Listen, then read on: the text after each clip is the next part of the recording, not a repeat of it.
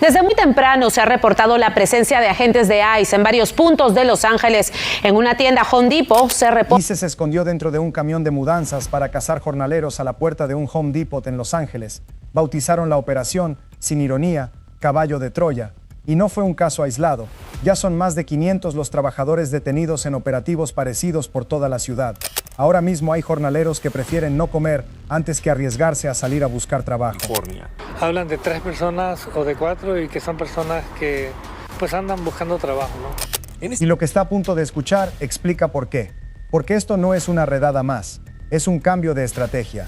Y detrás de ese cambio hay una cadena que involucra a la patrulla fronteriza, a una de las cadenas de ferretería más grandes del país y a una muerte que nadie en Washington quiere mencionar. Todo se hizo visible el 6 de agosto de 2025 en un Home Depot del barrio de Westlake, cerca de MacArthur Park. Los jornaleros llevaban ahí toda la mañana, como cada día, esperando que algún contratista se detuviera. Entonces llegó un camión de la empresa Penske, de esos que se alquilan para mudanzas. Nadie sospechó nada. Los camiones de mudanza son parte del paisaje en cualquier ferretería. Pero dentro de ese camión no había cajas ni muebles. Había agentes de la patrulla fronteriza, escondidos, esperando el momento de saltar. Cuando el camión se detuvo junto al grupo de trabajadores, las puertas se abrieron de golpe. Los agentes bajaron corriendo, uno de ellos con un sombrero de vaquero blanco, y empezaron a perseguir a los hombres por el estacionamiento. Periodistas de Fox News grababan la escena. Terminaron detenidas 16 personas, la mayoría de Guatemala, México, Honduras y Nicaragua. Gregory Bovino, el comandante de la patrulla fronteriza en California, subió el video a redes y le puso nombre él mismo a la operación, Caballo de Troya, en referencia al caballo de madera que los griegos usaron para colarse en una ciudad que se creía a salvo. Aquí está, el primer dato que cambia toda la historia. Esa redada ocurrió a pesar de que un tribunal ya le había ordenado a estas agencias detener ese tipo de patrullas itinerantes, las que organizaciones de derechos humanos llevan meses denunciando como perfilamiento racial puro. Es decir, no fue un operativo dentro de las reglas que se torció, fue un operativo que según la orden judicial vigente en ese momento no debía estar ocurriendo. Y aquí es donde el caso deja de ser una anécdota viral y se convierte en algo más grande. La empresa de renta de camiones Penske dijo públicamente que no sabía que sus vehículos se estaban usando para este fin, calificó la maniobra como inaceptable y llegó a evaluar acciones legales contra el gobierno. Un fiscal federal, celebrando en la misma red social, escribió que la aplicación de la ley federal no es negociable y que ningún santuario escapa al alcance del gobierno. Dos versiones, la misma redada. Para unos, una operación heroica contra la migración ilegal. Para otros, una emboscada con un camión robado en su credibilidad a una empresa que ni siquiera estaba enterada. Pero el caballo de Troya no fue un hecho aislado. Fue el primer capítulo visible de algo mucho más amplio. Según estima la Red Nacional de Jornaleros, conocida como NDELON, más de 500 trabajadores han sido detenidos en operativos alrededor de tiendas Home Depot y otros puntos de contratación informal en Los Ángeles desde comienzos de 2025. La organización ni siquiera tiene un registro completo de cuántos de ellos terminaron deportados o siguen encerrados en centros de detención del ICE. 500 vidas, 500 familias que un día vieron salir a alguien a buscar trabajo y no supieron, con certeza, si iba a volver. Y el patrón se repite en un lugar muy concreto, el estacionamiento de Home Depot. Durante años, esas tiendas han sido el punto de encuentro natural entre jornaleros y contratistas. Uno necesita trabajo por un día, el otro necesita brazos para una obra, y el estacionamiento funciona casi como una bolsa de empleo informal. Ahora, ese mismo estacionamiento se ha convertido en zona de caza. Hay decenas de videos circulando en redes de agentes persiguiendo a hombres dentro y fuera de las tiendas. La pregunta que empieza a incomodar a mucha gente es, ¿qué sabe Home Depot de todo esto? La empresa lo niega de forma tajante. Un portavoz declaró que no reciben aviso previo de que va a haber una operación migratoria, que no participan en ellas y que muchas veces ni se enteran hasta que ya terminaron. En otra ocasión, cuando un usuario en redes acusó a la empresa de dejar que ICE operara desde sus propios estacionamientos, Home Depot respondió públicamente que eso era falso, que no estaban coordinando nada con la agencia, pero la sospecha no desapareció con el desmentido. En febrero de 2026, un medio local de Los Ángeles publicó que responsables de grupos de respuesta rápida, esos que patrullan barrios para avisar cuando ven una redada en marcha, aseguran que en algunas ocasiones han sido empleados de Home Depot quienes les han avisado primero de la presencia de agentes cerca de una tienda. La empresa lo niega. No hay una prueba documental que confirme esa versión de los organizadores, así que quedan las dos versiones enfrentadas. Una empresa que dice no saber nada y activistas que aseguran que, puertas adentro, algunos empleados sí avisan de lo que ven. Lo que no está en duda es el costo humano. En agosto de 2025, un guatemalteco de 52 años, llamado Roberto Carlos Montoya Valdés, esperaba trabajo cerca de un Home Depot en California cuando comenzó una redada. Salió corriendo, como tantos otros esa mañana, intentando alejarse de los agentes, y en esa huida, un auto lo golpeó y lo mató. No fue un disparo, no fue una pelea. Fue un hombre que corría para no ser detenido, en una calle que no perdona a nadie que la cruce sin mirar. Su muerte apenas tuvo cobertura fuera de los medios locales, pero para las organizaciones de jornaleros se convirtió en el símbolo de hasta dónde puede llegar el miedo cuando se combina con una persecución constante. Y ese miedo no se queda solo entre los migrantes. En junio de 2025, durante otra redada en un Home Depot del centro de Los Ángeles, un ciudadano estadounidense fue derribado al suelo y detenido mientras grababa la operación con su teléfono. No estaba huyendo, no era el objetivo, estaba documentando lo que pasaba frente a él. Terminó demandando al Departamento de Seguridad Nacional. Ese caso sigue en los tribunales y su desenlace todavía no se conoce, pero ya dejó una pregunta flotando en el aire. Si esto le puede pasar a un ciudadano con cámara en mano, ¿qué protección real tiene alguien sin papeles y sin testigos alrededor?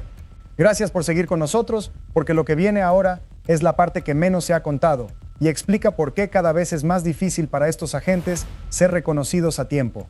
Porque las tácticas siguieron evolucionando. Los jornaleros aprendieron a identificar los vehículos sin placas y los operativos encubiertos, así que las agencias migratorias cambiaron de método otra vez. Según reportes recogidos entre 2025 y 2026, agentes empezaron a disfrazarse de albañiles, electricistas o repartidores para acercarse sin levantar sospechas. En algunos casos, según los reportes, los propios agentes pedían a un vecino que moviera su auto para dejar espacio, simulando que iban a hacer una reparación en la zona. El objetivo siempre es el mismo: reducir la distancia con los jornaleros antes de que puedan huir a pie. También cambió el lugar. Ya no basta con vigilar la puerta de una ferretería. Ahora se reportan detenciones directamente en obras en construcción, en cafeterías donde los trabajadores paran a comer después de una jornada y en paradas de tráfico comunes y corrientes. Un activista de la organización de jornaleros lo resume con una frase simple: ven a un conductor y una camioneta llena de herramientas de jardinería, y eso es todo lo que necesitan para detenerlo. Es, dicen las organizaciones, el mismo perfilamiento racial de siempre, solo que con una excusa distinta cada vez. Y hay algo todavía más difícil de aceptar para muchos de estos hombres: la posibilidad de ser detenido, liberado y vuelto a detener. Hay testimonios de trabajadores que tras salir de un centro de detención han regresado a la misma esquina a buscar trabajo porque no tienen otra fuente de ingreso y han sido arrestados de nuevo semanas después. No es una amenaza abstracta, es un ciclo que algunos ya han vivido 2 veces. La muerte de Roberto Carlos Montoya Valdés tampoco se puede leer como un hecho aislado.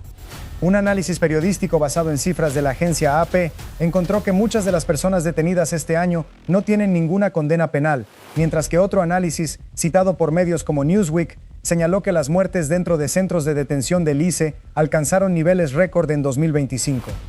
No hablamos entonces de un caso aislado en un estacionamiento de Los Ángeles, hablamos de un patrón nacional en el que perseguir, detener y encerrar se ha vuelto más frecuente, más agresivo y en algunos casos mortal. Frente a esto, la respuesta de la comunidad empezó a organizarse en torno a un solo nombre: Home Depot. La organización LULAC, la agrupación hispana más antigua de Estados Unidos, le pidió formalmente a la empresa que negara el acceso a sus instalaciones a los agentes de inmigración sin una orden judicial firmada por un juez.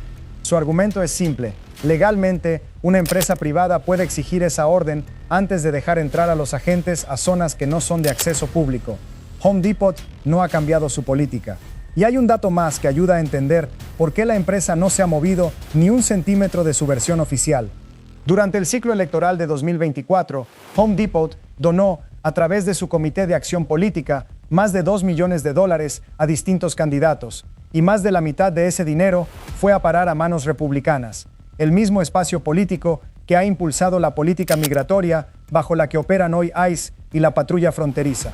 Nadie afirma que exista un pacto directo entre la empresa y las agencias que hacen las redadas, pero el dato ayuda a explicar por qué activistas y organizaciones de jornaleros no se conforman con un comunicado de prensa que dice, no sabíamos nada.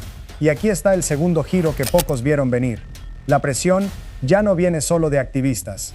En Los Ángeles, una concejala del ayuntamiento acusó públicamente a la cadena de ser, en sus palabras, cómplice de las redadas, y anunció que se opondrá a la apertura de una nueva tienda de la empresa en su distrito.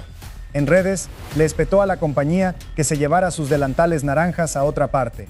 En paralelo, han surgido llamados al boicot en ciudades como Chicago y Charlotte, con protestas frente a las tiendas y manifestantes bloqueando el acceso de clientes en algunos fines de semana. Si has llegado hasta aquí, presta atención, porque este es el punto donde toda la historia se junta en una sola imagen. Una de las tiendas más visitadas del país, construida en parte gracias al trabajo diario de miles de jornaleros migrantes durante décadas de remodelaciones y construcciones en todo Estados Unidos, se ha convertido en el escenario recurrente de las mismas redadas que persiguen a esos trabajadores. La empresa insiste en que no tiene control sobre lo que ocurre en la vía pública frente a sus tiendas. Los activistas insisten en que el silencio también es una forma de complicidad, y en medio de las dos versiones, los jornaleros han dejado de acudir a las tiendas donde antes conseguían trabajo, cambiando su rutina entera para sobrevivir. Porque eso es lo que de verdad ha cambiado la investigación publicada este fin de semana. Ya no son solo las cifras de detenidos, es que la vida diaria de miles de trabajadores se ha reorganizado alrededor del miedo. Muchos ya no esperan en las tiendas, se coordinan por redes de contactos y contratistas de confianza para que los recojan en puntos discretos, lejos de cualquier cámara o camión sospechoso. Algunos manejan hasta 3 horas al día para trabajar en zonas donde creen que hay menos vigilancia. Otros, simplemente, se han quedado sin ingresos. Una vendedora de comida guatemalteca que tenía su negocio a pocas cuadras del Home Depot de Westlake lo resume de una forma que dice más que cualquier estadística. Desde la redada del camión, sus clientes de siempre, los que paraban a comer después de buscar trabajo toda la mañana, simplemente dejaron de aparecer. El negocio bajó, y no fue solo su restaurante. Floristas, vendedores ambulantes y pequeños comercios de toda la zona sintieron el mismo golpe, porque la economía informal alrededor de esas tiendas dependía, en gran parte, de que los jornaleros siguieran teniendo un lugar seguro donde esperar. Así que la pregunta que queda no es si va a haber más operativos como el del camión de mudanzas. Va a haberlos. La pregunta es si una empresa que se beneficia todos los días de la misma mano de obra migrante va a seguir mirando hacia otro lado mientras esa mano de obra desaparece de sus propios estacionamientos, un jornalero a la vez. Por ahora, la única certeza es esta. El hombre que salió corriendo de un Home Depot en agosto de 2025 no volvió a casa. Y en algún lugar de Los Ángeles, esta misma mañana, otro grupo de jornaleros está decidiendo, otra vez, si vale la pena el riesgo de ir a buscar trabajo.